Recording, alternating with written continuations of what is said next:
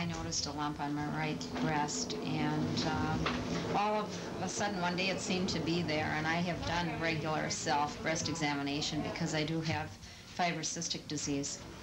And I was very alarmed, so I called the doctor, and he wanted me to have a mammogram. I went into the hospital as an outpatient to have that lump biopsied. And I had it biopsied, and they found out, they did a frozen section, that it was cancer. The very first was a modified radical mastectomy. Janice recently had the second of her breasts removed. It was taken by surgery, modified radical mastectomy, the most common surgical procedure in the country.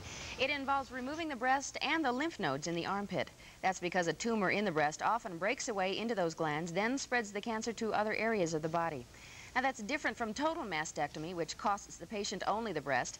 One of the newest choices in breast cancer surgeries is lumpectomy. It treats the disease, yet saves the breast. And we'll show you the road to recovery following breast surgery. That and much more next as News Center 11 Tonight continues. But tonight, as we continue a special report, a 1 in 11 chance, we find that radiation therapy and chemotherapy are often needed as well. Radiation therapy destroys cancer cells with energy beams from radioactive materials. Radiation is just a form of energy that can't be seen or felt or smelled, and the patient doesn't feel it while they're getting the treatments. How the radiation works, no one knows for sure.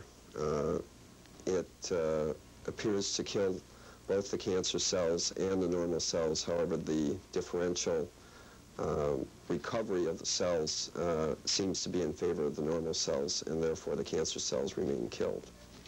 Radiation can be administered externally through this machine or internally by injection into the patient's body. Now, with both, balance is the key. While you need to kill the cancer cells, it's also important to preserve the healthy ones.